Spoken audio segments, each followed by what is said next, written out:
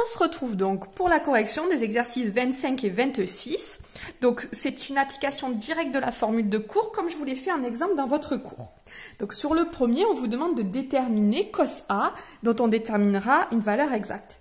Donc, on connaît notre formule de cours. Donc, je sais que cos carré de A plus sinus au carré de A égale 1. Donc, alors moi je connais le sinus, donc je veux le cos. Donc le cos carré de A, c'est égal à 1 moins sinus carré de A. Vous pouvez le remplacer maintenant ou à l'étape d'avant.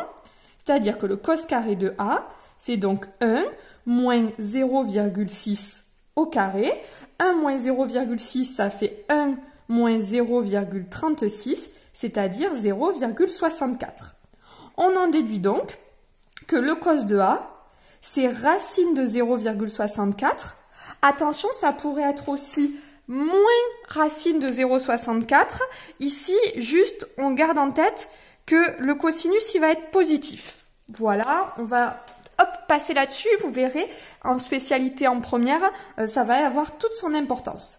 Et donc, le cosinus de A, c'est 0,8. Il vous suffit juste de taper à la calculatrice racine de 0,64 et vous obtenez 0,8.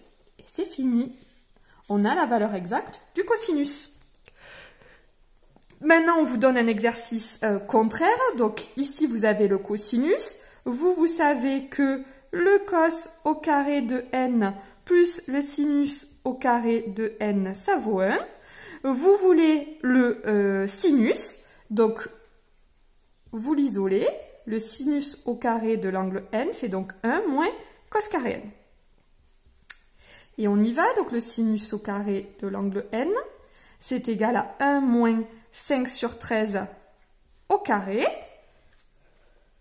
Donc, hop, calculatrice, 1 moins 5 divisé par 13, le 5 sur 13 étant au carré, on obtient donc 144 sur 169. Hop, je vais me laisser un peu de place. Donc, est-ce que vous voyez si j'écris là et là?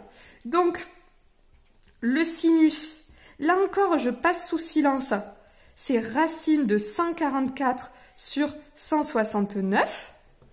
Et donc, si je lui dis racine de 144 divisé par 169, ça me fait donc 12 sur 13 en valeur exacte.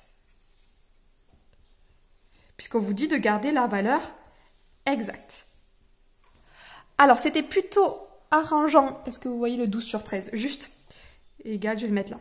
C'est plutôt arrangeant avec la NumWorks, parce que la NumWorks, elle vous facilite vraiment le calcul sur ces choses-là. Je pense qu'avec vos calculatrices du collège, c'est beaucoup plus compliqué. Et là, on aurait dû, en fait, travailler un peu plus. Donc, par exemple, ici, 1 moins 5 sur 13 au carré, ça pouvait se calculer à la main. Ça faisait 1 moins 25 sur 13 au carré. C'est-à-dire, ça faisait 13 au carré, 169 sur 169, ça c'est le 1. Moins 25 sur 13 au carré. Et ça faisait bien le 144 sur 13 au carré. Sauf que vous êtes censé connaître vos carrés, je crois, jusqu'à 12 au carré. Et 12 au carré, c'est exactement 144. Donc ça faisait 12 au carré sur 13 au carré, c'est-à-dire 12 sur 13 au carré. Voilà si vous vouliez le faire à la main. Et donc quand vous appliquez la racine, ça se passait tout bien, puisque avec la calculatrice, celle-ci, la TI ou les calculatrices du collège, il me semble que ça ne simplifie pas comme le fait la NumWorks, que je vous conseille, pour ceux qui veulent passer en spécialité, on fait une commande, on fera une commande en début d'année, je vous la conseille vivement, voilà, si vous avez l'envie de continuer sur les maths, il ne faudra pas hésiter. Voilà, on se retrouve bientôt pour la suite.